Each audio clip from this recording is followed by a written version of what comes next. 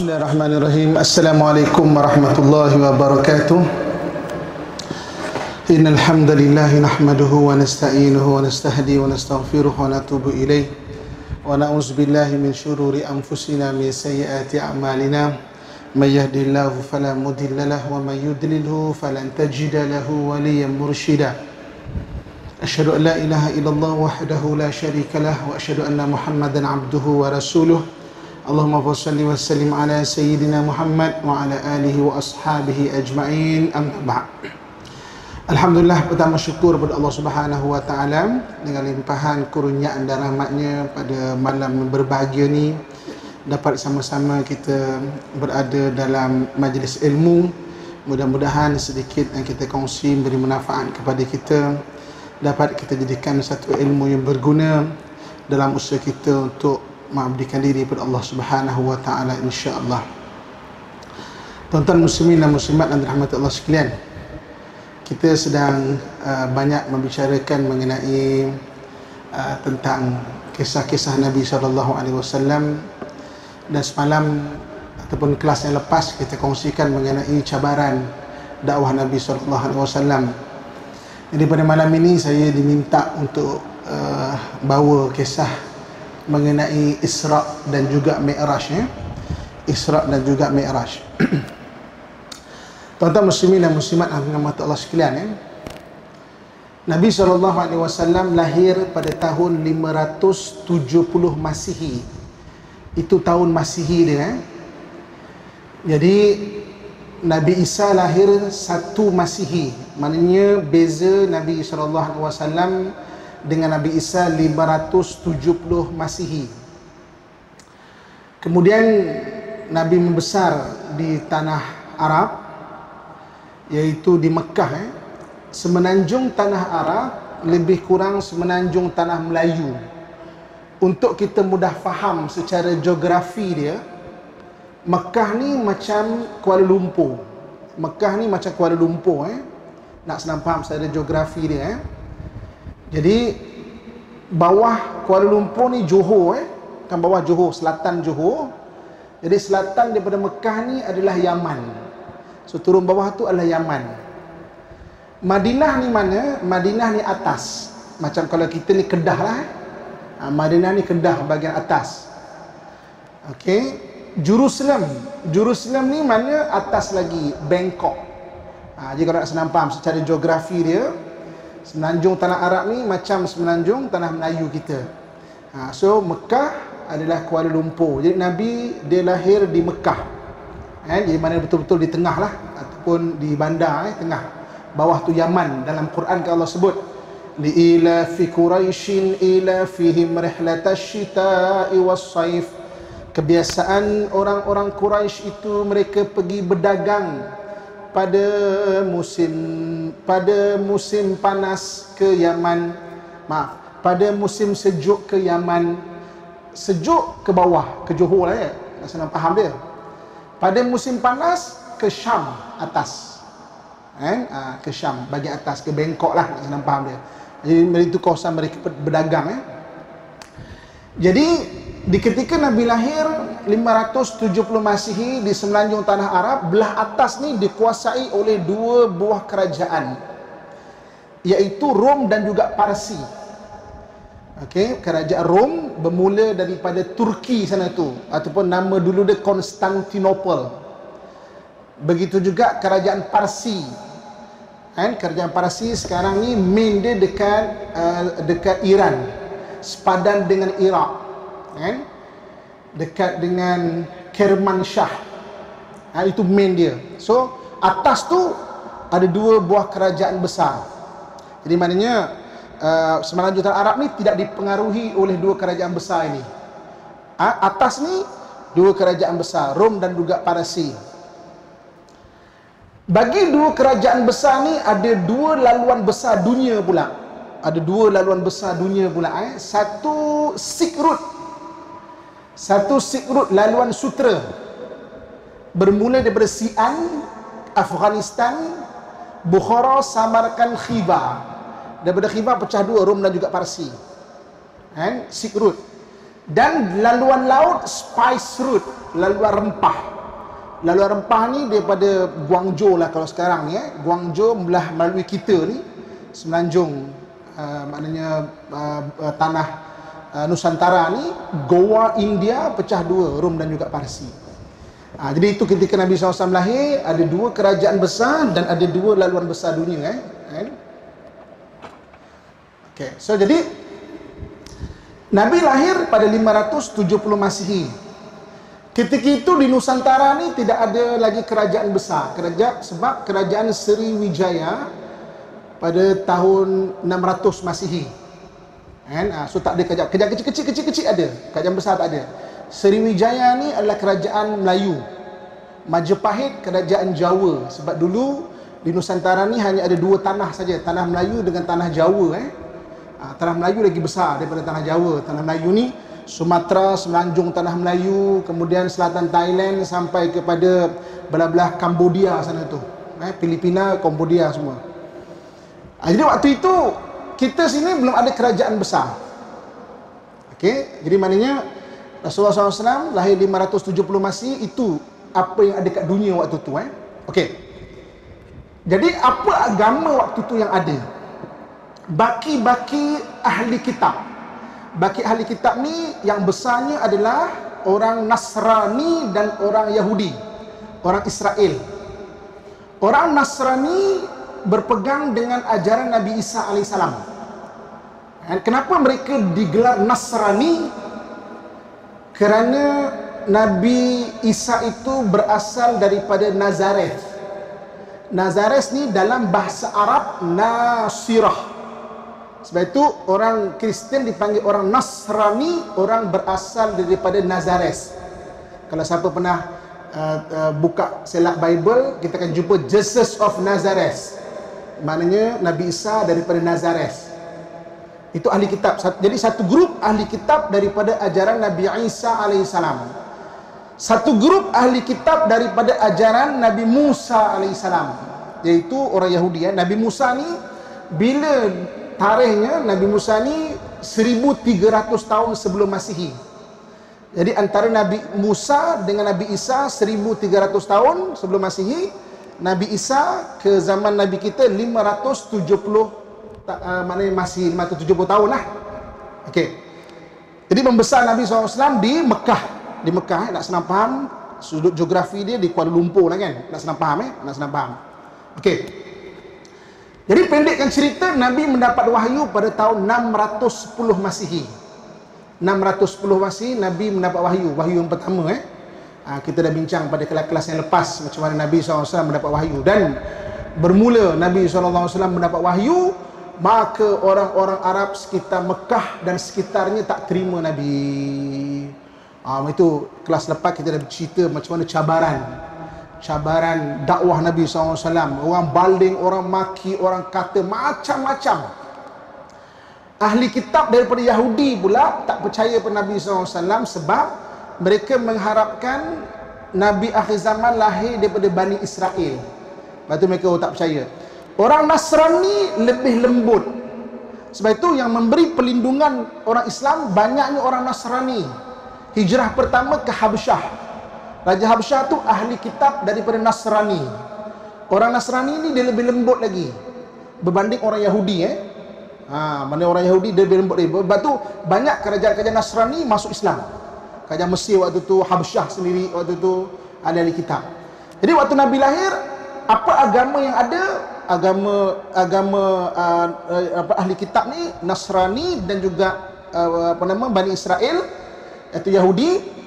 Baki-baki agama nabi-nabi terdahulu, antaranya Nabi Ibrahim AS. Dia panggil Al-Hanif. Jadi di Mekah tu ada yang berpegang kepada agama Nabi Ibrahim AS. Mereka tak sembah berhala. Dan kemudian selain daripada itu adalah penyembah berhala lah.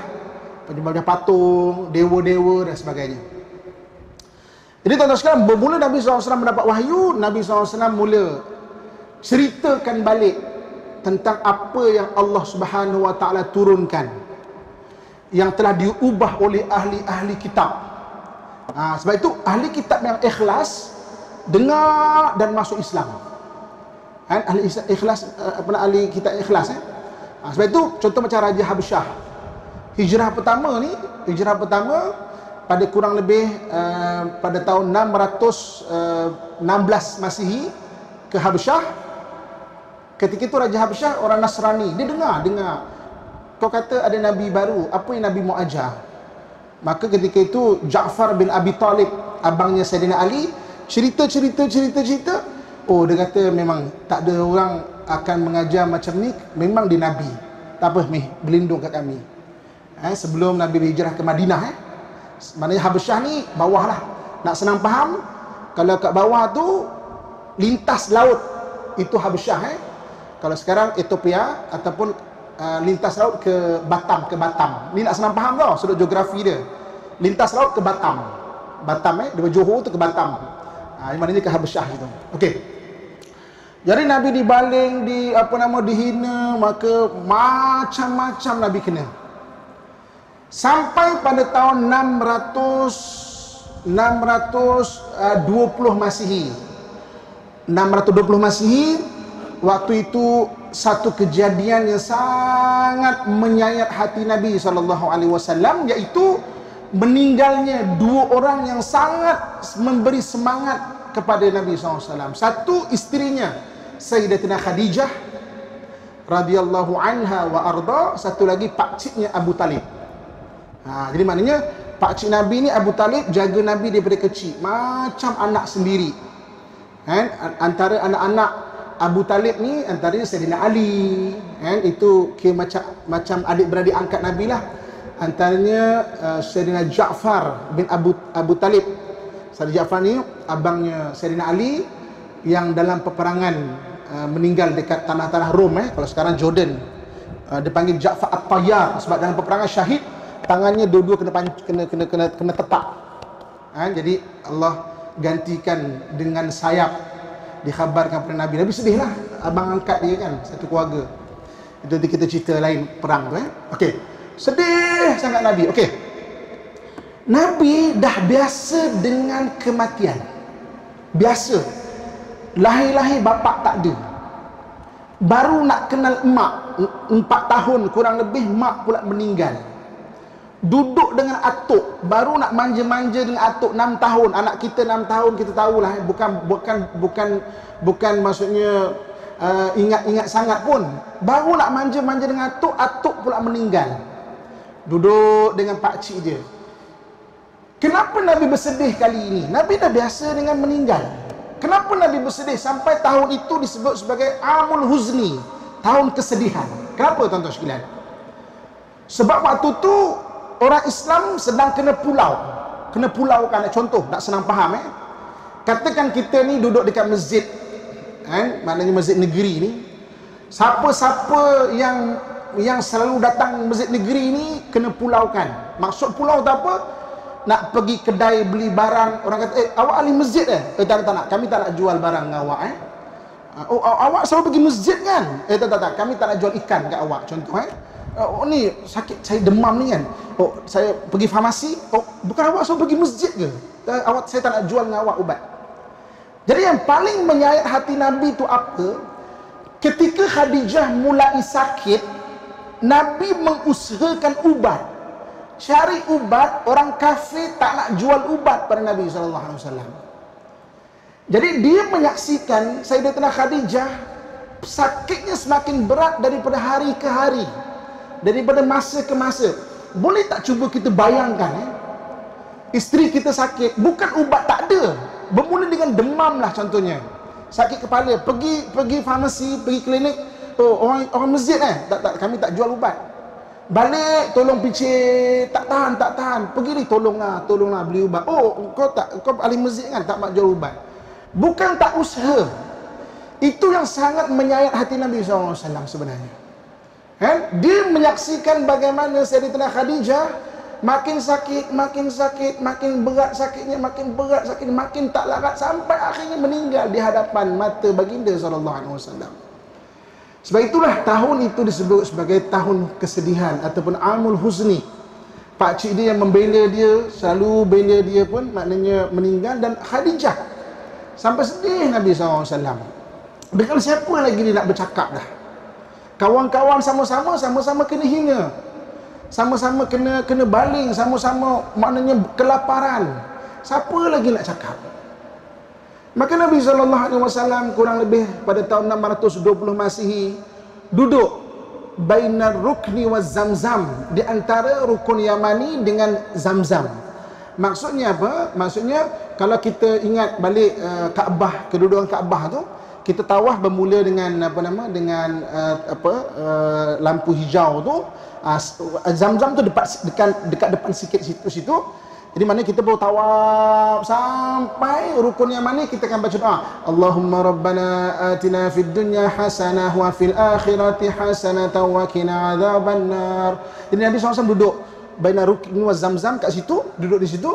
Maka Nabi SAW ceritakan kepada kita, atanil Jibril, datang kepada aku Jibril. Dia membawa satu tunggangan bernama Burak. Burak ni satu tunggangan yang istimewa. Asal perkataan Burak daripada birkun, iaitu kilat.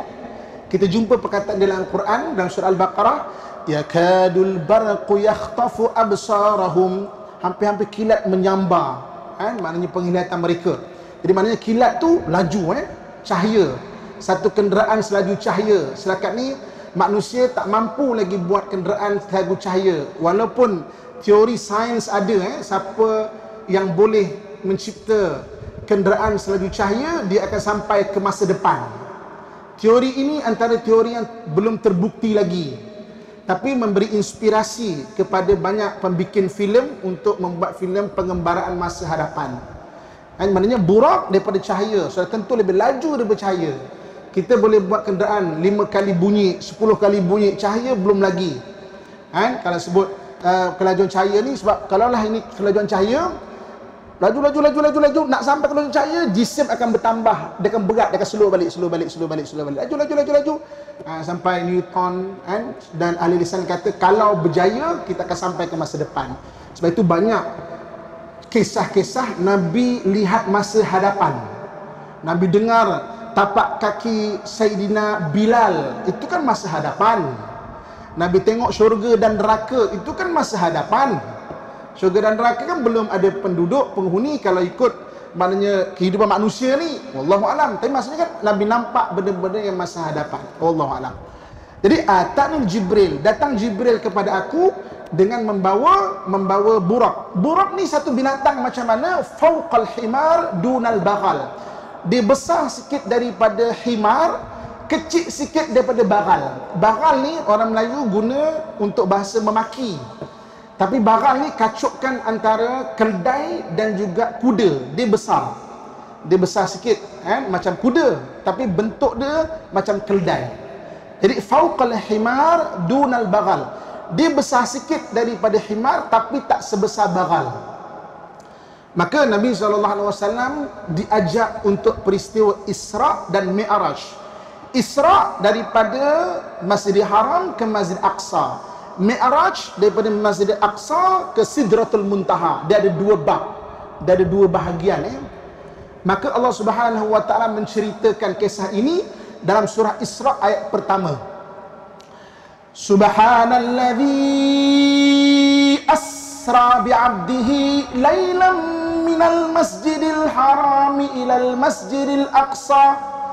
Maha suci Allah yang telah mengisrakan hambanya pada waktu malam daripada Masjidil Haram ke Masjidil Aqsa. Kita cerita dulu bab ni. Maka Nabi SAW dia naik Burak. Maka dia naik Burak, maka bermulalah perjalanan pada waktu malam, daripada Masjidil Haram ke Masjidil Aqsa, naik Burak.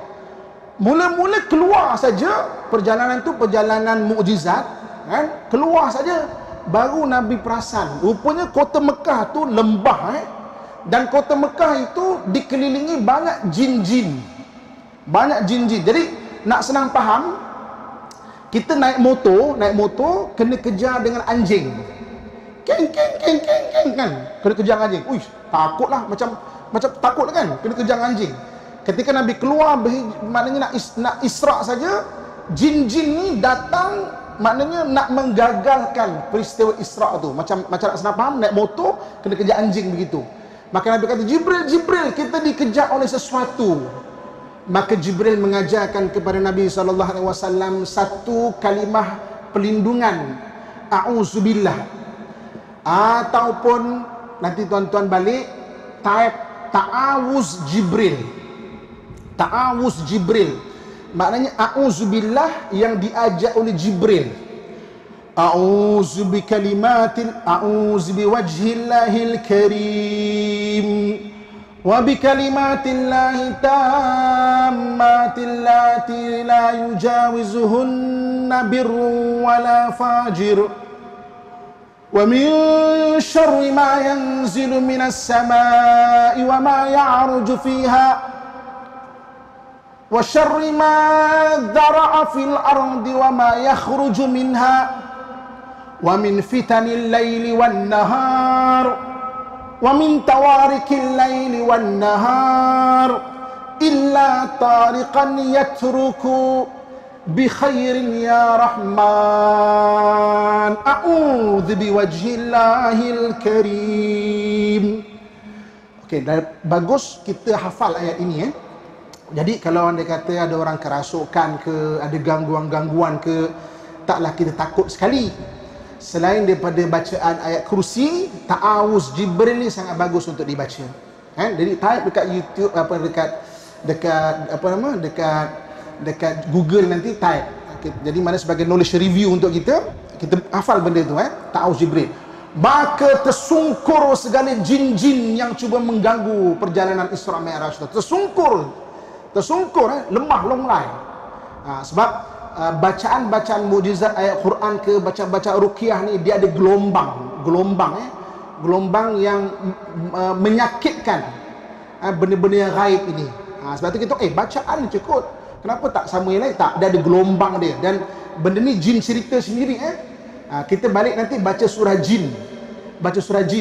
Nabi SAW ketika dapat wahyu tahun berapa? 610 Masihi. Antara wahyu yang Nabi dapat adalah surah jin. Bagaimana jin zaman Nabi Sulaiman datang. Nabi Sulaiman ni tarikhnya bila? 950 Masihi. Maknanya lebih kurang 1600 tahun 950 Masihi. Apa kata jin yang dirakamkan dalam Al-Quran? Kul uhiya ilayya annahu istama'a nafarum minal jin faqalu inna sami'na qur'anan ajaba. Mereka berkata, uhiya ilayya annahu istama'a nafarum minal jin. Sekumpulan jin merasa getaran. Sama macam getaran pada tuan kita Sulaiman dulu. Getaran ini getaran sama, dendangan ini dendangan yang sama menggetarkan kita. Mana datang ini? Dia cari. Rupanya daripada Mekah rupanya. Maka dia datang jumpa Nabi SAW. Itu lagi baca surah jin, untuk kita tengok cerita yang dirakamkan dalam Quran. Jadi maknanya benda-benda ruqyah ni dia ada getaran yang dikenali oleh jin yang dulu pernah ditundukkan keseluruhannya oleh Nabi Sulaiman alaihissalam. Jadi maknanya baca ta'awuz Jibril, tersungkur semua jin-jin ini. Maka Nabi SAW memulakan perjalanan dia. Okey, nak senang faham tadi, Semenanjung Tanah Arab sama lebih kurang dengan Semenanjung Tanah Melayu. So daripada Kuala Lumpur nak senang faham naik ke Kedah. Maknanya naik ke Madinah. Madinah waktu tu nama dia Yathrib. Nama lama Madinah Yathrib. Jadi mana sampai Madinah, Nabi dipertunjukkan nanti akan datang perintah untuk kau berhijrah ke sini. Nabi tak ada idea untuk hijrah lagi. Tak ada pun terfikir nak berhijrah lagi. Rupanya tahun depan tu datang orang daripada Madinah ramai-ramai Islam. Nabi pun tak pernah terfikir. Nabi tu waktu tu macam tak ada harapan. Semua orang tak suka dia. Semua orang maknanya caci dia. Semua orang maki dia. Semua orang tak percaya pada dia. Tuan-tuan sekalian, sebagai sambungan dia, kita berhenti dulu untuk azan Isya. Tuan-tuan muslimin dan muslimat yang dirahmati Allah sekalian, kita sedang bincang mengenai peristiwa Isra dan Mi'raj.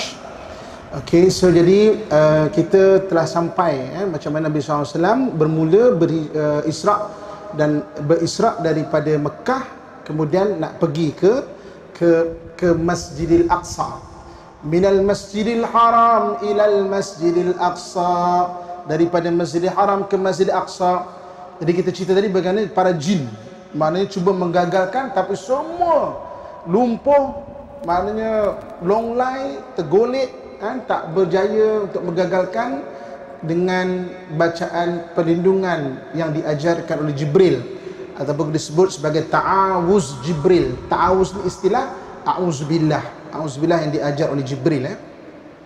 Maka Nabi mula naik, okey, naik jumpa Madinah, mana Kedah, nak senang faham, Kedah, okey, ini tempat kau berhijrah, okey.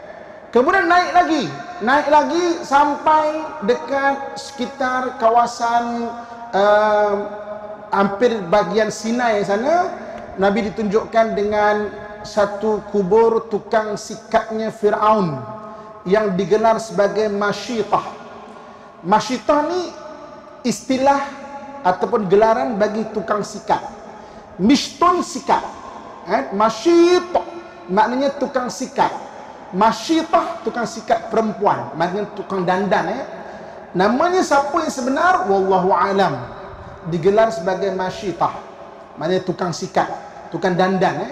Jadi maknanya kenapa dia ni ketika zaman Fir'aun, dia antara orang yang beriman, orang yang dalam istana Fir'aun tapi beriman dengan Nabi Musa AS.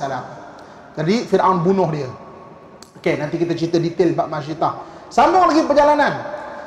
Saat atas lagi sampai ke, kalau sekarang ni Jericho. Jericho sekarang dekat Palestin. Maka Nabi SAW ditunjukkan kuburnya Nabi Musa AS. Kenapa ditunjukkan kubur Nabi Musa AS? Sebab ahli kitab, sama ada Yahudi ataupun Nasrani, dua-dua tak tahu mana kubur Nabi Musa. Kenapa mereka tak tahu? Okey, kisahnya begini. Ketika Nabi Musa berjaya menyelamatkan Bani Israel daripada Fir'aun, okey, lintas Laut Merah, dia sesat selama 40 tahun di Sinai. Okey, sebagai nak senang faham, daripada Aceh, daripada Sumatera, lintas pergi ke bahagian Perlis, naik sampai dekat kawasan selatan Thailand tu, maknanya sesat 40 tahun, nak senang faham. Sesat 40 tahun kat situ tu. Tak berjaya sampai ke Bangkok. Okey. Kerana banyak hal Bani Israel macam-macam hal dia. 40 tahun pusing dekat Sinai. Yatihu fil ard, maknanya pusing, sesat di situ. Sampai lepas 40 tahun munajat, Allah tunjukkan macam mana nak pergi ke Baitul Maqdis. Jadi 40 tahun ni satu tempoh yang panjang. Muda-muda ikut Nabi Musa semua dah tua-tua dah. Ada yang lahir generasi baru pun ada. Sampai dekat Jericho, Bani Israel ni kata apa? Musa, mereka dapat dengar orang dekat Jerusalem tak nak terima dia orang. Kalau sudut pun apa nak imigran banyak-banyak kat negara kita. Jadi mereka terpaksa buat keputusan untuk berperang. Kena perang, jadi maknanya barulah kita sama gagah boleh duduk sekali. Tapi apa kata Bani Israel? Allah rakamkan cerita dalam Al-Quran. Musa, idhhab anta wa rabbuka faqatila innaha huna qa'idun. Engkau pergi seorang-seorang, kau berperang dengan Tuhan kau.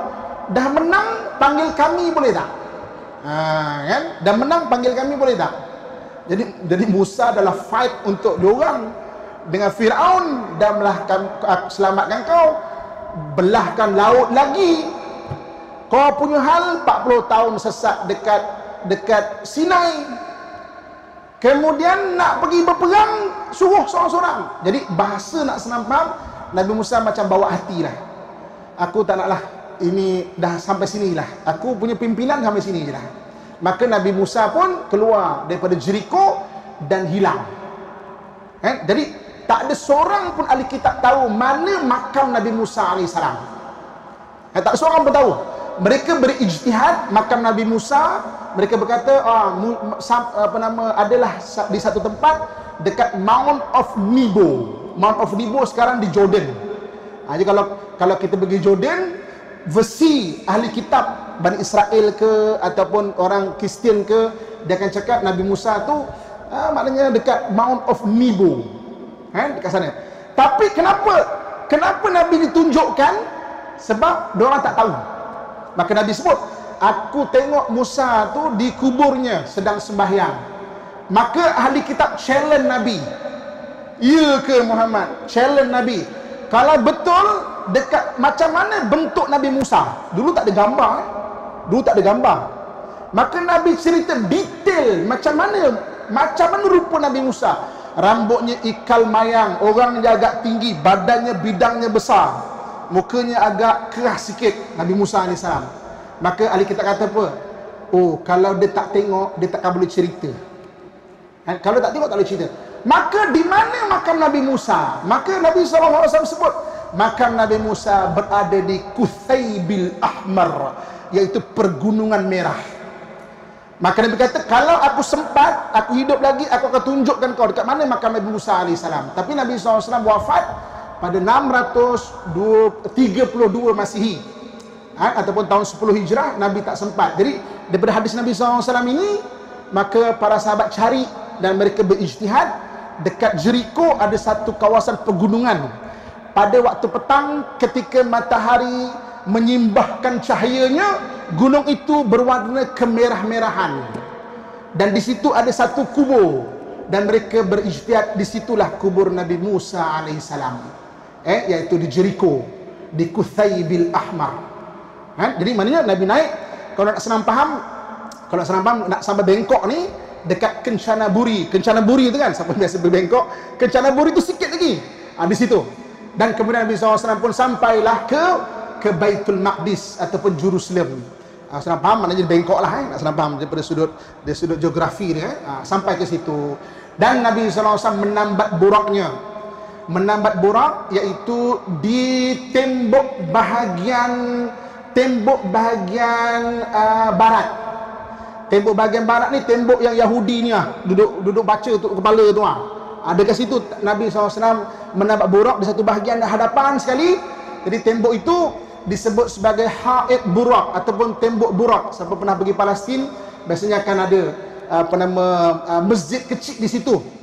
Dan kerajaan Bani Utsmaniyah buat satu simbol, dia letakkan satu besi bulat, maknanya ingatan Nabi menambat burak di situ. Siapa pernah pergi masjid burak di situ, maknanya itu kerajaan Bani Utsmaniyah letakkan besi itu. Dan sampai di Masjid Aqsa, Nabi SAW naik di kawasan paling tinggi. Kalau bagi versi orang Yahudi, mereka panggil tempat tu the Holy Holies, tempat paling suci bagi orang Yahudi. Kalau sekarang ni dekat Dome of Rock. Dome of Rock ni paling tinggi, sebab Baitul Maqdis Jerusalem tu terletak atas bukit. Jadi maknanya paling tinggi sekali puncaknya dekat Dome of Rock itu. Maka dekat sekitar Dome of Rock itu, Nabi SAW mendirikan solat dengan seluruh para Nabi. Bilangan Nabi mengikut para ulama adalah 124,000 orang. Daripada 124,000 orang, 313 dilantik menjadi Rasul, 25 disebut dalam Al-Quran yang wajib kita hafal ataupun kita tahu nama dia. 25 yang wajib kita tahu. Jadi seluruh roh para Nabi SAW bersemayang di situ. Dan Masjid Aqsa waktu tu adalah kiblat pertama. Maknanya Nabi masuk tu, Nabi semayang betul-betul kat tengah, dekat kiblat pertama tu. Kita hari ni, kalau kita pergi Mekah, kita ada rezeki kita nak dapat semayang dalam Kaabah. Kita nak semayang arah mana? Kalau kita semayang luar Kaabah, kita semayang menghadap Kaabah. Kita semayang dalam Kaabah, kita nak ngadap ke mana? Ketika Nabi SAW sembayang betul-betul, kalau kita berrezeki tak sembayang dalam Kaabah, kita boleh menghadap ke mana-mana pun. Jadi Nabi SAW bersemayang dengan 124,000 para Nabi, menghadap ke mana? Kalau ikut dah dalam Kaabah dah tu, boleh menghadap ke mana-mana. Tapi tengok takdir Allah kan, Nabi SAW menghadap ke arah Baitullah, kepada Baitullah. Rupa-rupanya tak lama selepas hijrah, maka arah kiblat diarahkan ke Baitullah. Kan? Jadi dulu Masjid Aqsa tu adalah arah kiblat pertama. Habis Kaabah ni apa? Kaabah untuk ibadah haji. Ibadah haji selepas Nabi berhijrah, Kaabah juga diarahkan untuk ibadah solat juga. Maknanya solat dan juga haji. Maka Nabi mengimamkan 124,000 para Nabi dekat sekitar Dome of Rock itu. Kan? Kalau sekarang ada Kubah Kuning Dome of Rock tu. Jadi Masjid Aqsa ni ada orang cakap, dan Yahudi suka nak biar kita tahu Masjid Aqsa tu adalah masjid kecil kat depan yang kubah kelabu tu. Tapi Masjid Aqsa tu adalah seluruh kawasan di 36 ekar. Seluruh kawasan itu adalah Masjid Aqsa. Ada 5 buah masjid, 2 atas tanah, 3 bawah tanah. 2 atas tanah, masjid depan tu yang kelabu dengan masjid kuning. 3 bawah tanah, Masjid Marwani kalau kita menghadap kiblat. Sebelah kiri sekali Masjid Marwani. Kemudian yang tengah-tengah Masjid Kibli dipanggil, asal Masjid Kibli. Itu ada tiang Nabi Sulaiman besar ni macam ni, mana tiang yang jin buat. Kemudian sebelah kanan sekali kalau ada kiblat adalah Masjid Buraq tu. Jadi Masjid Aqsa tu besar tu. Yahudi nak kita cuma faham Masjid Aqsa kecil tu masjid tu. Biar kalau dia ambil sebahagian besar Masjid Aqsa, kita tak sensitif. Tapi Masjid Aqsa seluruh kawasan itu adalah Masjid Al-Aqsa. Habislah kisah Isra Nabi SAW. Kisah Mi'raj kita sambung pada kesempatan akan datang insya-Allah. Sekian aku qauli ma sami'tu, astaghfirullah li wa lakum wa risailil muslimin fa ya fawzal mustaghfirin wa ya najatat taibin. Assalamualaikum warahmatullahi wabarakatuh. A'udzu billahi minasyaitonir rajim. Bismillahirrahmanirrahim. Alhamdulillahi rabbil alamin wassalatu wassalamu ala asyrafil anbiya'i wal mursalin wa ala alihi washabbihi ajmain.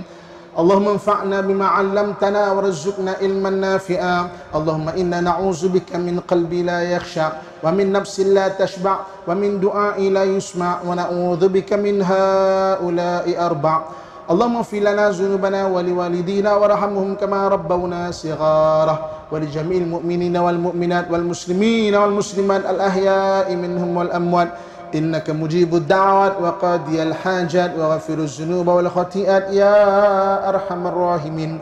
Wa sallallahu ala sayyidina wa maulana Muhammad wa ala alihi wa sahbihi ajma'in. Subhana rabbika rabbil izzati amma yasifun.